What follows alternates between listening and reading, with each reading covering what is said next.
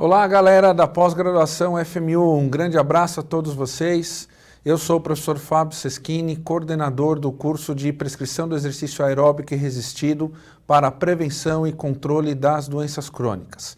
E hoje eu estou aqui para bater papo com vocês sobre os aspectos relacionados às doenças crônicas, para apresentar para vocês também o mais novo curso de pós-graduação da FMU, que é o curso que eu estou coordenando juntamente com o professor Tiago Ferreira, que é o curso Prescrição do Exercício Aeróbico e Resistido para a Prevenção e o Controle das Doenças Crônicas.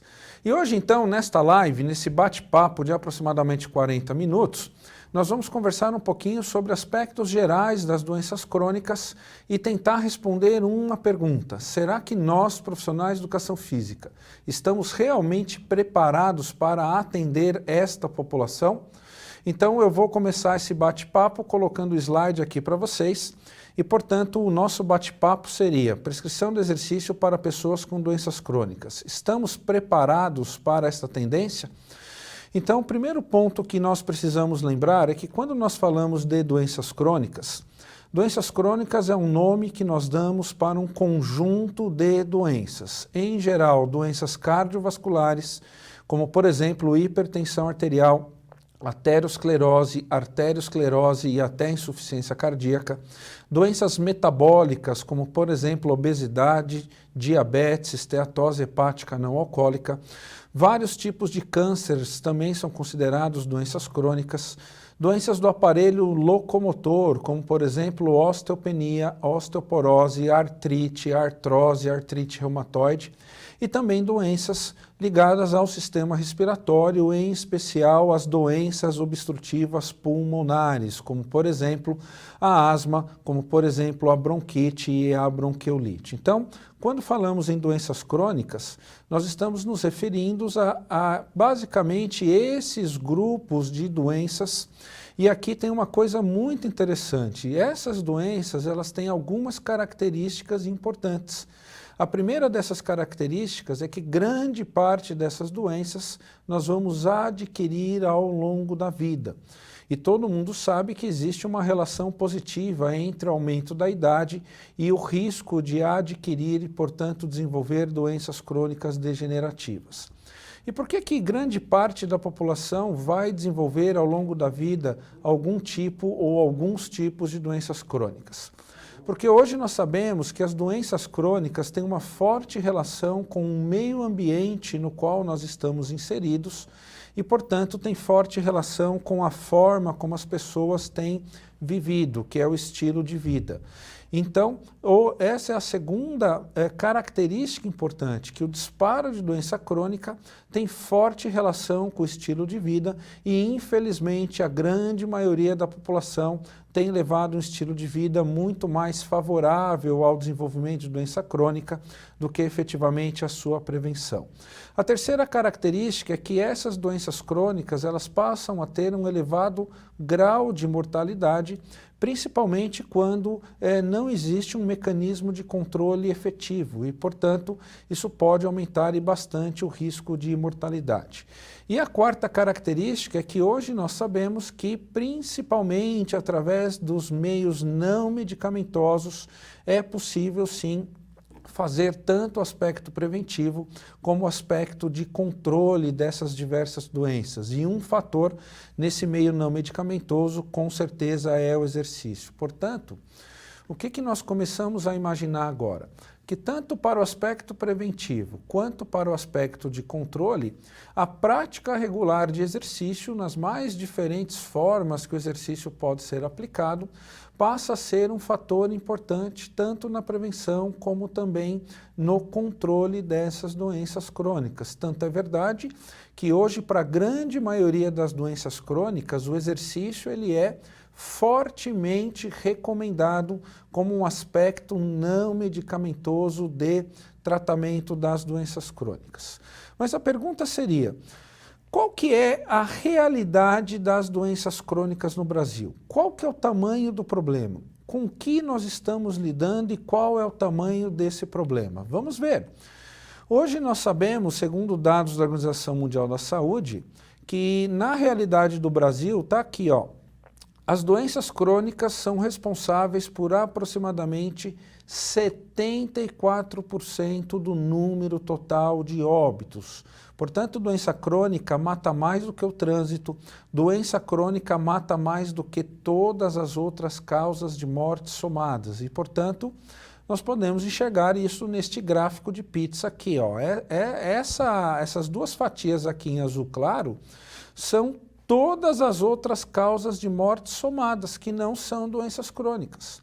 E essas fatias aqui em azul escuro são efetivamente as doenças crônicas. Portanto, 3/4 de todas as mortes no Brasil hoje são em função de doenças crônicas, onde não teve obrigatoriamente um mecanismo de controle eficiente, a doença se agravou e, portanto, no agravo aumentou o risco de mortalidade e, infelizmente, a pessoa vai a óbito. E qual seria o grupo de doenças crônicas que tem maior potencial de mortalidade? Que é justamente essa fatia aqui. São as doenças cardiovasculares, em especial a hipertensão arterial e a aterosclerose. Portanto, doença cardiovascular é o que mais mata no Brasil. E, portanto, doença cardiovascular por si só contribui com isso. Entretanto, nós temos aqui outras condições, como, por exemplo, o próprio diabetes. Esse diabetes também ele é responsável por aproximadamente aqui 5% das mortes. Temos aqui as doenças ligadas ao sistema respiratório com 6% e os diversos tipos de cânceres associados a 16%. Um ponto importante é que, por exemplo, um quadro de diabetes não controlado, não diagnosticado e não controlado adequadamente, isso pode criar também agravos cardiovasculares e, portanto, a causa da morte pode ser, inclusive, por doença cardiovascular. Então, primeiro ponto, nada mata mais no Brasil do que doenças cardiovasculares. E nada mata mais no Brasil do que as doenças crônicas somadas. E, portanto, se nós vermos aqui do lado esquerdo os fatores contribuintes, aqui nós temos os principais fatores contribuintes, aqui para homens, aqui para mulheres e aqui homens e mulheres somados. E o que nós percebemos aqui é exatamente o seguinte, parece que o fator que mais contribui aqui, tanto para homens quanto para mulheres, seria um aumento da adiposidade corporal, correspondendo aqui a 51%. Em segundo lugar, seria níveis de atividade física diário abaixo daquilo que seria o mínimo recomendado, que para a população adulta seria de pelo menos, no mínimo, 150 minutos de atividade física semanal em intensidade de moderado a vigoroso. E o terceiro fator, que está aqui embaixo, está associado a níveis elevados de colesterol sanguíneo e um quarto fator aqui bastante contribuinte para esta mortalidade está associado aqui a níveis pressóricos efetivamente elevados. Então a pergunta seria, por que a pessoa vai à mortalidade por doença crônica? Resposta, porque a pessoa teve aumento de peso corporal em relação ligada à gordura, porque existe uma descompensação no colesterol sanguíneo, existe um nível de atividade física diário e existe uma resposta pressórica também aumentada e, portanto, todos esses fatores contribuem e bastante para o disparo de doença crônica, em especial as doenças cardiovasculares. Tanto é verdade que, pensando exclusivamente em doenças cardiovasculares, olha só a realidade do Brasil. Hoje no Brasil morrem por volta, em média, 300 mil pessoas por ano por doença cardiovascular, o que daria aí uma média de 820 mortes por dia, 34 mortes por hora, uma morte a cada 2 minutos. Portanto, nós estamos batendo papo aqui por volta de 8 minutos, isso significa então que nesses 8 minutos morreram no Brasil pelo menos 4 pessoas de doença cardiovascular. Então, parece que a extensão do problema é bastante grave e a tendência para os próximos anos é esses valores aumentarem. Existem estimativas dizendo que para os próximos 20 anos o número de doenças o número de mortes por doenças crônicas deve chegar por volta de 85%, 90% na população brasileira. Isso significa, então, que se nós pegarmos aqui, ainda dentro da realidade brasileira, os dados do Ministério da Saúde, o Ministério da Saúde do Brasil, desde o ano de 2006, ele faz uma pesquisa anual com a população adulta e a população idosa, em todas as capitais do Brasil, mais o Distrito Federal.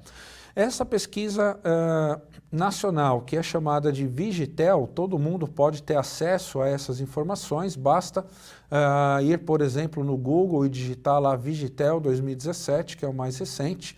E o que esses dados mostram aqui em termos de atividade física? Então, esses dados aqui são referentes a 2016, publicados no ano 2017, que é o dado mais recente. E aqui mostra o seguinte, que pensando em nível de atividade física geral, que seria pelo menos acumular 150 minutos, pelo menos, de atividade física moderada e vigorosa, o que nós percebemos aqui é que existe uma relação inversa com a faixa etária, ou seja, a faixa etária aumentou, o nível diário de atividade física, de lazer ou no tempo livre, diminui de forma assustadora. Portanto, hoje nós sabemos que pessoas jovens se envolvem bastante em atividade física diária. Entretanto, quando falamos aqui numa condição um pouquinho de média idade, o que nós percebemos é que cai de forma assustadora o nível diário de atividade física. E por que isso é importante? Porque o segundo fator que mais contribui com o disparo da doença crônica é justamente eu fazer pouco atividade física. Então veja, se eu faço pouca atividade física, isso cria uma série de descompensações cardiometabólicas que aumenta em muitas vezes o risco de me tornar ou de disparar doença crônica e também de eu ter agravos em função da doença crônica e, portanto, ir eventualmente a óbito por isso. Então parece que o nível de atividade física ele não é o ideal na população brasileira. Um outro ponto importante dessa pesquisa seria o aumento do excesso de peso no Brasil. E aqui nós temos então, por exemplo, o que aconteceu no Brasil nos últimos 10 anos, então entre o ano de 2006 e o ano de 2016. E o que nós percebemos aqui, quem são as pessoas com excesso de peso? Pessoas adultas que têm índice de massa corporal entre 25 e 29,9 kg por metro quadrado. E o que nós percebemos aqui no Brasil? Que tanto para homens quanto para mulheres houve sim aumento importante no número de brasileiros com excesso de peso. Tanto é verdade que está dizendo aqui que, considerando homens e mulheres conjuntamente, nos últimos 10 anos, o número total de brasileiros em condição de excesso de peso aumentou 26%. Então, veja, vamos nos basear aqui, por exemplo, o sexo feminino. Em 2016, 50% tinham excesso de peso. Se nos próximos 10 anos essa tendência continuar, então se espera que até 2026 aumente mais 26% desse valor, certo? 26% desse valor seria mais ou menos 12, 13%. Então seria 50 mais 13%. E daqui 10 anos, se essa tendência continuasse, então muito provavelmente esse valor aqui chegaria próximo aí a 65%. No caso dos homens, esse valor estaria chegando próximo ali a 70%, 72%. Então o que você conclui? Que se essa tendência continuar, é muito provável que nos próximos 30, 40 anos, a grande maioria esmagadora dos brasileiros vão ter excesso de peso. E esse é um fator extremamente importante, porque daqui a pouco nós vamos ver que aumento da adiposidade corporal é um fator de risco extremamente importante para o disparo da maioria das doenças crônicas. Mas vamos continuar aqui nas estatísticas na realidade do Brasil. Se nós pegarmos aqui então a realidade em 2016 por faixa etária, o que você observa aqui? Olha, gente, idade jovem, 25 a 34 anos, ainda são jovens, e mais da metade, aqui é metade das pessoas já tem excesso de peso. Olha, pessoas de média idade aqui, ó, já estão com 60% em termos de prevalência de pessoas com excesso de peso. Então veja, pessoas jovens em idades precoces, já com alta quantidade de pessoas no Brasil com excesso de peso. Mas tenha calma, nós estamos falando de excesso de peso. Quando nós colocamos, por exemplo, para a obesidade, o quadro piora de forma extremamente, forma grave. Por quê? Quem são as pessoas obesas nessa pesquisa nacional? Pessoas que têm índice de massa corporal acima de 30 quilogramas por metro quadrado. E, portanto, se nós continuarmos aqui ainda nesta pesquisa que mostra a realidade do Brasil, nos últimos 10 anos, então entre 2006 e 2016, o que nós percebemos aqui para a linha amarela, que são homens, e também para a linha vermelhinha, que são as mulheres, nós percebemos que esse índice de obesidade ele subiu bastante no Brasil. E aí alguém pode dizer, mas em 2016 menos de 20% da população brasileira era classificada ou tinha obesidade. É verdade. 20% da população brasileira com obesidade pode parecer um número extremamente baixo, mas vamos ter um olhar adicional a esse fenômeno.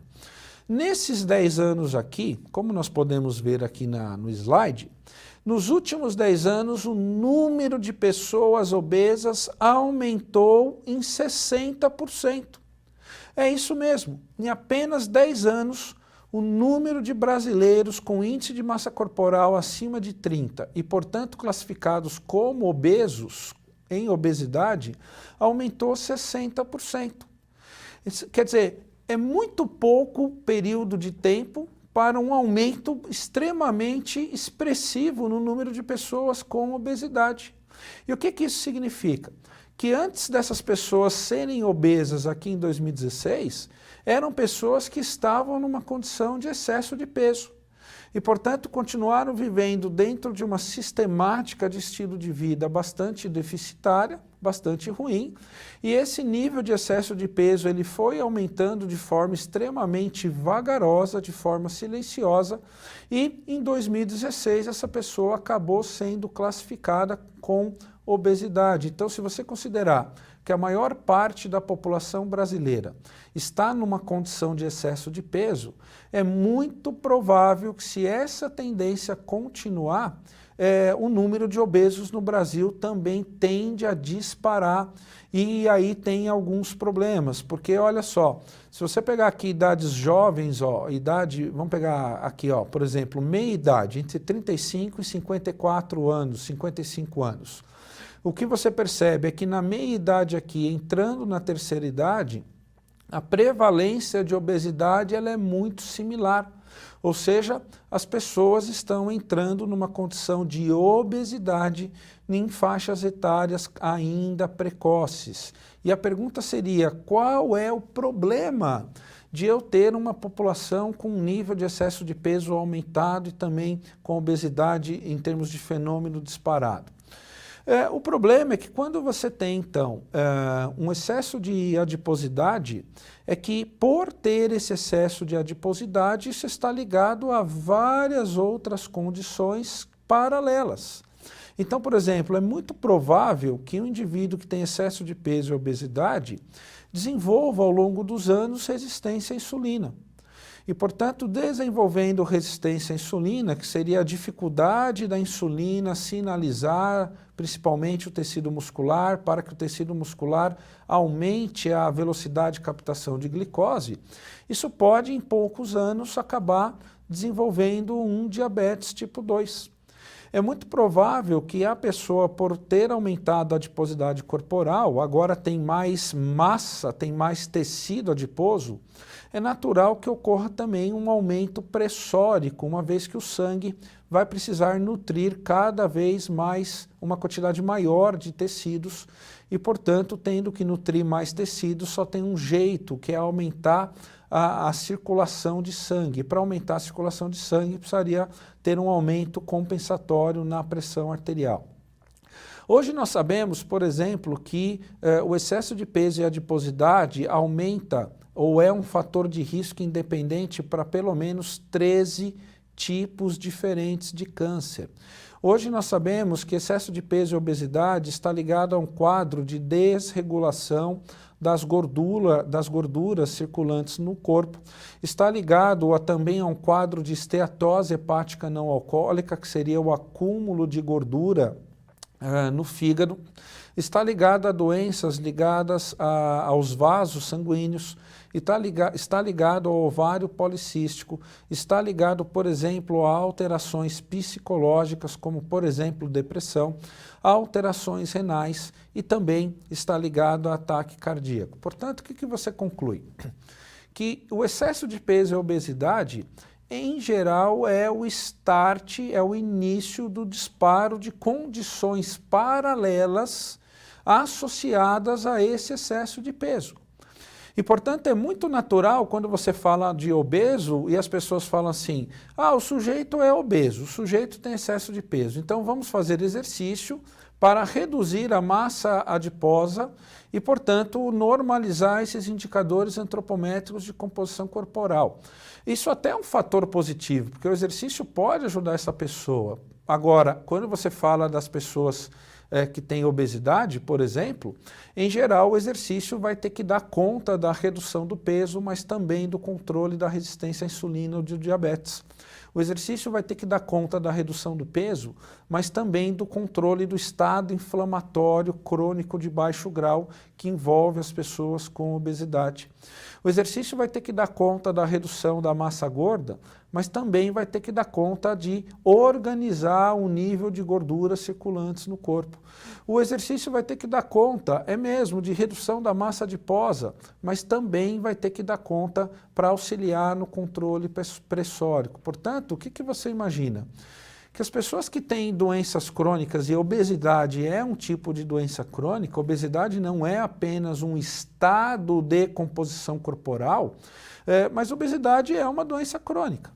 E, portanto, essa obesidade me permite disparar e acelerar o desenvolvimento de outras doenças crônicas e, portanto, os programas de exercício não seriam similares apenas a uma pessoa que não teria essas condições crônicas instaladas e precisaria simplesmente ou reduzir a adiposidade corporal. Mas num paciente crônico é muito provável que, além de reduzir essa gordura corporal, eu preciso ainda controlar a pressão, melhorar o metabolismo da glicose no sangue, melhorar o metabolismo de gordura, melhorar o metabolismo do fígado e, portanto, vários outros fatores associados. Isso significa, então, que à medida que esse excesso de peso aumenta, as condições crônicas também aumentam e, portanto, esse dado aqui mostra a evolução do número de pessoas no Brasil com hipertensão arterial entre 2006 e 2016. E o que nós percebemos aqui é que tanto para mulheres, que é o vermelhinho, quanto para homens, houve um aumento bastante expressivo no número de pessoas com hipertensão no Brasil. Em 10 anos, aumentou quase 15% o número de pessoas com diagnóstico de hipertensão arterial. E o interessante, olha, nas idades mais jovens, a quantidade de pessoas com hipertensão é menor. Entretanto, quando chega aqui por volta de 40, 45 anos para mais, essa relação da pressão arterial, a quantidade de pessoas com hipertensão arterial, ela também tende a aumentar, porque aí está somando, então, os efeitos degenerativos do estilo de vida, também com o avanço da idade cronológica. Se nós pensarmos diabetes, o quadro é pior ainda, porque entre 2006 e 2016, tanto para homens quanto para mulheres, houve também aumento bastante expressivo no número de pessoas com diagnóstico de diabetes no Brasil. Então veja aqui, em 10 anos aumentou 61,8% o número de pessoas com diabetes. Lembra quantos por cento aumentou em 10 anos o número de pessoas com excesso de peso? Por volta de 60%. E o quanto aumentou o número de pessoas com diabetes? 62%. E é verdade, existe uma relação muito forte, muito proximal entre aumento da adiposidade corporal e aumento também do desenvolvimento de diabetes. E, portanto, não tenha dúvida nenhuma que o prognóstico para os próximos anos em relação ao número de pessoas com excesso de peso, obesidade, o número de pessoas com hipertensão arterial, o número de pessoas com diabetes, isso tende a crescer de forma exponencial no Brasil. E, portanto, essa questão do diabetes, que também está associado à idade cronológica, ela também aumenta de forma bastante importante conforme aqui aumenta a idade. Então, se você somar a tudo isso, que o Brasil também é um país que a maior parte da população brasileira está na faixa etária entre 40 e 50 anos, e, portanto, daqui 10, 15, 20 anos estaremos chegando à terceira idade, estaremos chegando à terceira idade numa condição muito provavelmente de doença crônica instalada de forma precoce e, portanto, precisando fazer o tratamento, precisando fazer o controle e o exercício, as diversas modalidades de exercício, o aeróbico, o exercício resistido e todas as suas variantes, eles passam a fazer parte desse controle das doenças, do tratamento das doenças. Portanto, olha que interessante aqui agora esse slide, ó. Se eu tenho colesterol elevado e passo a fazer controle do colesterol, o que eu acabo ganhando? 33% de risco diminuído de infarto, 25% de risco diminuído de morte por qualquer causa e 20% de risco diminuído em função de acidente vascular encefálico. Lembra que eu mostrei no gráfico que pressão arterial elevada por si só é uma condição intermediária que aumenta o risco de mortalidade por doença cardiovascular? Está aqui, ó, se eu controlar a pressão arterial, eu ganho 15% risco menor de infarto, mas consigo reduzir bastante o risco de acidente vascular encefálico. Agora, olha o último aqui, ó. Se eu fizer exercício como um recurso, e se eu perder peso, eu minimizo então em 20% o risco de desenvolvimento de diabetes e 54% o risco de mortalidade por infarto. Então, parece que tanto para a prevenção quanto no tratamento, o exercício ele tem uma ação de uma gama de benefícios bastante grande que o remédio por si só não conseguiria efetivamente ter. Por quê? Porque com uma sessão de exercício bem prescrita, com um programa de exercício muito bem prescrito, eu conseguiria então criar impacto positivo tanto na fisiologia cardiorrespiratória, como na fisiologia neuroendócrina, na fisiologia imunológica, na fisiologia neuromuscular e, portanto, eu poderia, com uma única dose de exercício, eu poderia atingir todos esses sistemas fisiológicos que estão associados também à doença crônica. Enquanto que o remédio, claro, o remédio faz parte do tratamento, mas unicamente o remédio, talvez eu conseguiria controlar a pressão, mas eu não conseguiria ter melhoras, por exemplo, na função neuroendócrina ou na função neuromuscular ou na função metabólica aeróbica. Então, parece que o exercício é importante e hoje nós sabemos que o exercício ele tem forte evidência de que o exercício número um programa de exercício bem prescrito para pessoas com doença crônica, número um, reduz a mortalidade por todas as causas de morte, reduz os agravos por doença arterial coronariana, me auxilia na redução da pressão arterial elevada, vai melhorar a chance ou vai diminuir o risco de um acidente vascular encefálico, vai me permitir controlar os indicadores ligados à síndrome metabólica, vai me permitir controlar, por exemplo, a glicemia sanguínea, minimizar o risco de desenvolvimento e mortalidade por câncer de mama e câncer de cólon. E, portanto, significa o seguinte, que quando você tem, então, um programa de exercício bem prescrito, bem aplicado e bem monitorado, o exercício ele passa a ter uma ação similar a remédio no controle de doença crônica, entretanto, com um espectro de atuação maior.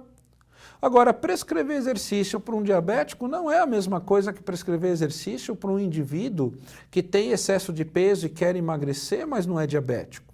Prescrever exercício para o hipertenso não é a mesma coisa que prescrever exercício para um indivíduo não hipertenso. Então, quer ver que interessante? Se você pensar aqui ó, no diabetes tipo 2, no controle da glicemia, os estudos de forma geral, eles têm mostrado o seguinte, que, por exemplo, o treino resistido, ele é indicado tanto para o controle pressórico, no caso do hipertenso, quanto para o controle glicêmico, no caso do diabético. E os estudos têm mostrado que, por exemplo, para o diabético, é importante que os movimentos lá nos exercícios da musculação cheguem até a falha concêntrica. Por quê? Porque são justamente naquelas 4, 5 últimas repetições antes de chegar à falha concêntrica que eu consigo sinalizar melhor esse músculo para a ativação da captação de glicose e, portanto, potencializar esse controle glicêmico. Agora, se você pega um hipertenso, numa fase mais inicial, utilizando o exercício como recurso de controle, essa falha concêntrica ela já não é tão indicada. Claro, vai chegar um momento do treino que chegar próximo à falha concêntrica vai ser necessário, entretanto, chegar próximo à falha concêntrica numa fase inicial do programa de exercício, isso poderia aumentar o risco de surgir aquilo que nós chamamos de picos pressóricos, que é quando principalmente a pressão arterial sistólica aumenta de forma bastante abrupta e isso elevaria o risco cardiovascular do exercício. Então veja que o mesmo exercício, que a mesma modalidade, que seria o treino resistido, em 2 casos específicos com indicações bastante diferentes.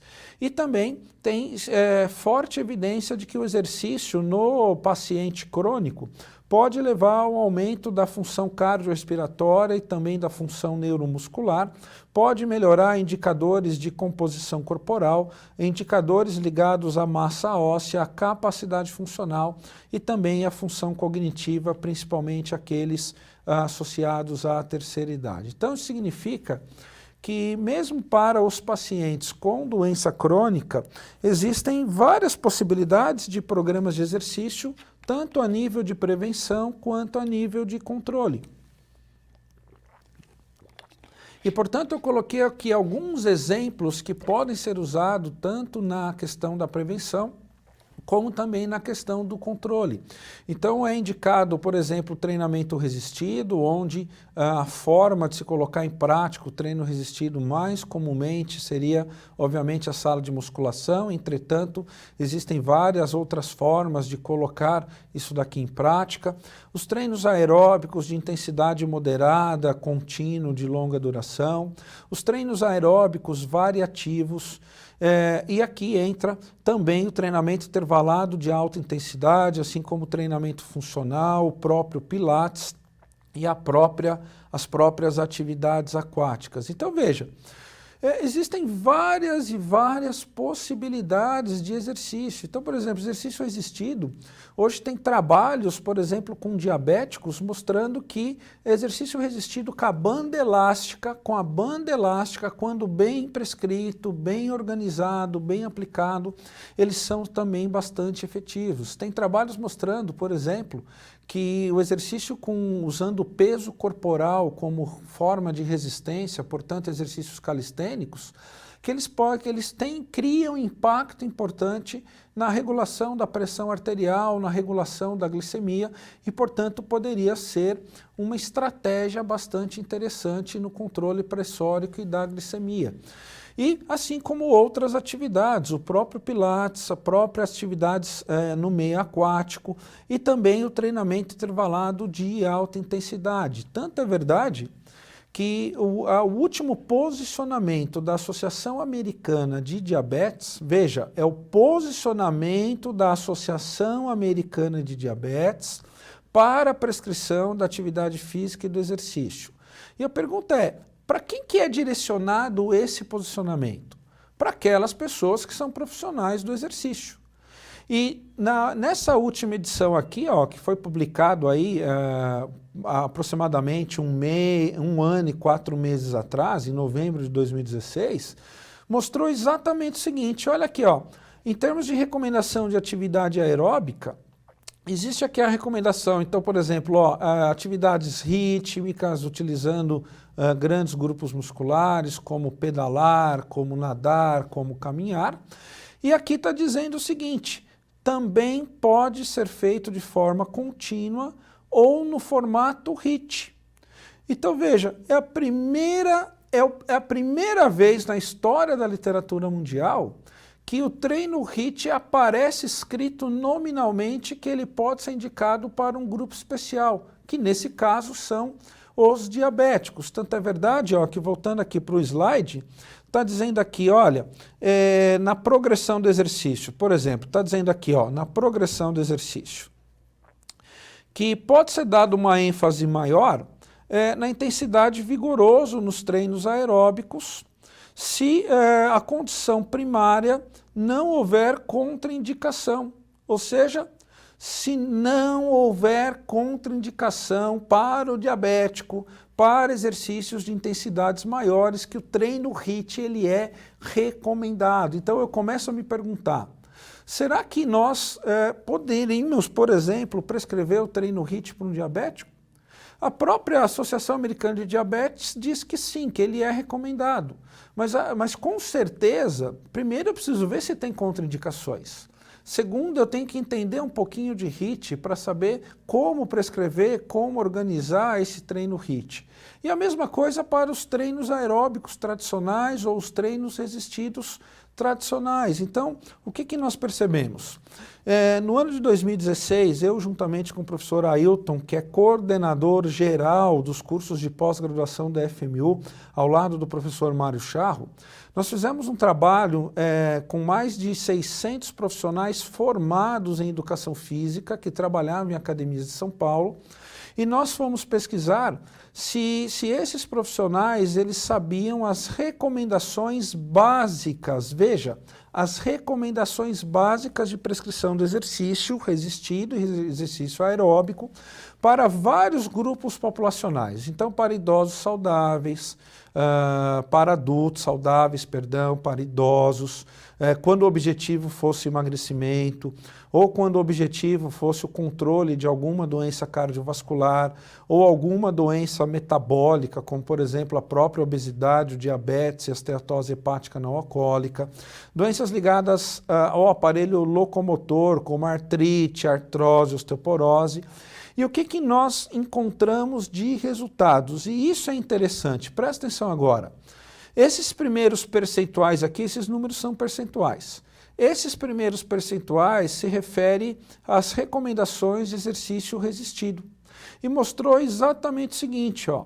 Quando se trata de adulto saudável, que quer fazer treino resistido, por exemplo, para a hipertrofia, que talvez seria a maior demanda, o conhecimento ele é bastante elevado para treino resistido. Agora, quando você joga isso para idosos, para as pessoas que têm excesso e querem emagrecer, para as pessoas que têm hipertensão, que têm aterosclerose, doença arterial coronariana, para pessoas que têm diabetes, obesidade, esteatose, para pessoas que têm artrite, artrose, artrite reumatoide, osteoporose, o nível de conhecimento cai de forma assustadora. E a mesma coisa aqui os números do lado direito, que é efetivamente o treino aeróbico. Então veja, se conhece mais as recomendações básicas do treino aeróbico para quem é adulto saudável. A hora que você joga para uma população que tem uma determinada condição crônica, o que você percebe? Olha, para a hipertensão, de cada 10 profissionais formados, apenas 2 saberiam dizer como organizar os treinos aeróbicos de forma segura dentro daquilo que é recomendável. E para o treino resistido, de cada 10 profissionais formados, apenas 1 saberia dizer como organizar a sessão de treino resistido dentro de uma condição específica chamada hipertensão arterial. Portanto, o que a gente acaba concluindo? Que parece que realmente as doenças crônicas estão se instalando ou se instalaram na população numa velocidade extremamente alta e não deu tempo ainda da formação de forma geral ou de forma ampla acompanhar essa nova tendência. Então, conclusão, parece que temos indicativos fortes que infelizmente não temos profissionais no mercado de trabalho bem preparados que consigam atender esta demanda de forma responsável. E o mais legal de tudo, quer ver agora? Ó, volta aqui para o slide. Nós também pesquisamos qual que seria o impacto de um curso de pós-graduação específico na área, na formação do sujeito. E sabe qual foi a conclusão que nós chegamos? Que se você comparar um profissional de educação física que faz um curso de pós-graduação, onde tem um tempo maior para discussão, para discussões cada vez mais específicas, com características muito particulares, é que o nível de conhecimento dele da prescrição do treino resistido e do treino aeróbico aumenta aproximadamente 5 vezes no caso de idoso, comparado àquele profissional que não vai estudar, que não vai fazer o curso, 4 vezes em relação ao emagrecimento, 3 vezes maior o nível de conhecimento em termos de como organizar sessões de treino resistido e treino aeróbico e todas as suas variantes, em comparação ao indivíduo que não faz o curso, 2 vezes para doença metabólica e 3 vezes para doenças ligadas ao aparelho locomotor. Sabe o que isso significa? Isso significa que à medida que as pessoas passam a se especializar, à medida que as pessoas passam a estudar com maior profundidade as doenças crônicas, o nível de conhecimento de como organizar sessões de exercício, como prescrever sessões de exercício, também passa a aumentar de forma exponencial. Então, já caminhando para o fim, eu queria fazer uma pergunta para você. O que é prescrição de exercício? As pessoas acham que prescrição de exercício é uma receita de bolo. E conceitualmente, prescrição de exercício está dizendo aqui, olha, é um conjunto de decisões que o profissional de educação física deve tomar em relação a qual é a modalidade de exercício, qual o método, qual o volume, qual a intensidade, que crie efeitos positivos no controle da doença A, B, C ou D. Portanto, sabe o que é prescrição de exercício? Não é algo engessado, não é simplesmente uma receita de bolo, e elaborar programas de exercício para pessoas com doenças crônicas, existe uma série de fatores, uma série de cuidados, uma série de contraindicações que o profissional de educação física tem que saber. Então, pensando nisso, daria para resumir assim, o que é prescrição do exercício? Prescrição do exercício significa fazer escolhas, certo? E fazer escolhas baseado em quais critérios? Quais critérios nós devemos levar em consideração na prescrição do exercício para qualquer ser humano, para qualquer objetivo, em especial para pessoas com doença crônica? Primeiro, as necessidades do sujeito. Um sujeito obeso que é hipertenso e é diabético, talvez tenha diferenças nessas necessidades do sujeito que é obeso, diabético e tem artrite. E, portanto, as necessidades passam a ser um pouquinho diferentes. Eu preciso fazer uma avaliação e entender do ponto de vista funcional e do ponto de vista estrutural como está esta pessoa hoje, e eu tenho que conhecer a base técnica científica para a prescrição do exercício. Então, quando eu conheço a base técnica científica da prescrição do exercício, associado à condição inicial do aluno e associado à análise das necessidades, quando eu assimilo tudo isso, eu tenho então poder de escolha. Escolha do quê? Qual é o tipo de exercício, qual é a metodologia, como individualizar de acordo com as necessidades, considerando as preferências do meu aluno, considerar o volume, a intensidade, o método de treinamento, como que essas variáveis fisiológicas vão responder de forma aguda, subaguda e crônica ao longo do tempo, e, portanto, é só baseado nisso que eu posso fazer o planejamento. Portanto, eu tenho algumas perguntas para vocês agora. Prescrição do exercício é fazer escolhas, certo? Se prescrição do exercício é fazer escolhas, nós precisamos fazer as escolhas certas, principalmente em pessoas com doença crônica. Por quê? Porque se eu fizer as escolhas erradas, de duas uma, ou o exercício não vai contribuir tanto no controle da doença, ou o exercício, ao invés de ser um fator que auxilia no controle, o exercício passa a ser um fator que talvez tenha mais risco do que benefício. Portanto, o que isso significa? Que conhecimento com profundidade é necessário para fazer as escolhas assertivas. Então eu pergunto para você, Você quer saber como prescrever programas de exercício de forma individualizada, de forma bastante responsável, segura e efetiva? Você quer realmente fazer a diferença na vida do hipertenso, do diabético, na vida da pessoa que tem câncer, na vida da pessoa que tem artrite, artrose, na vida da pessoa que tem doença arterial periférica? Você quer trabalhar com doenças crônicas, uma vez que as perspectivas para os próximos anos é aumentar de forma realmente exponencial e muito rápido o número de doenças crônicas no Brasil?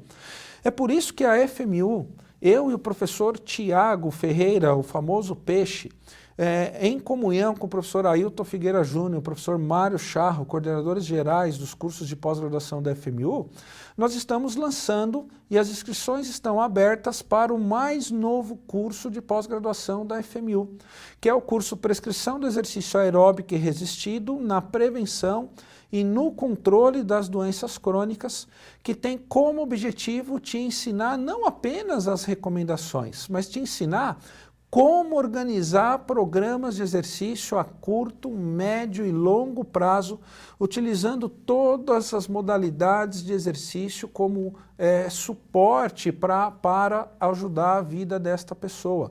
E esse curso aqui vai te ensinar como prescrever, como monitorar programas de exercício de forma responsável e segura para o cardiopata, para o hipertenso, para o diabético, para o obeso, para os idosos, para as crianças. Por exemplo, para as pessoas que têm câncer, HIV, fibromialgia, que é uma doença que tem se tornado bastante comum, pessoas com artrite, pessoas com artrose. E se a pessoa ao mesmo tempo for obesa, hipertensa, diabética e ainda tiver dislipidemias, esse curso vai preparar você.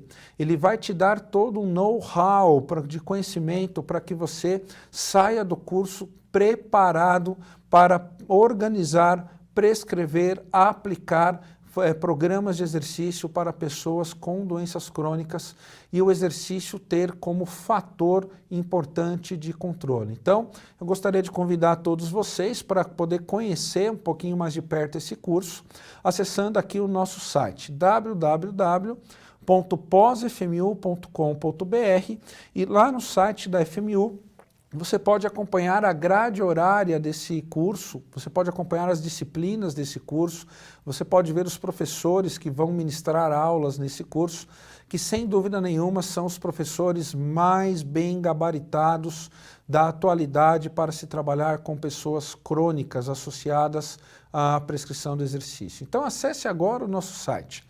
www.fmu.com.br. As inscrições já estão abertas e venha fazer parte desse grupo seleto de profissionais de educação física que serão habilitados, se tornarão especialistas em elaboração de programas de exercício para pessoas com doenças crônicas. Beleza? Então acesse aqui o nosso site www.posfmu.com.br. E eu e o professor, juntamente com o professor Tiago Ferreira, nós somos coordenadores desse curso e teremos o maior prazer em recebê-los na aula inaugural. Beleza?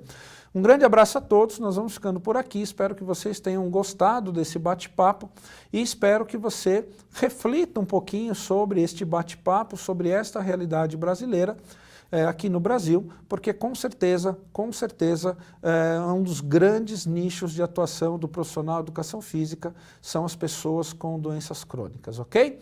Então um grande abraço a todos, uma ótima semana a todos e te encontro na aula inaugural do curso de prescrição do exercício aeróbico e resistido na prevenção e no controle de doenças crônicas. Um grande abraço e até lá!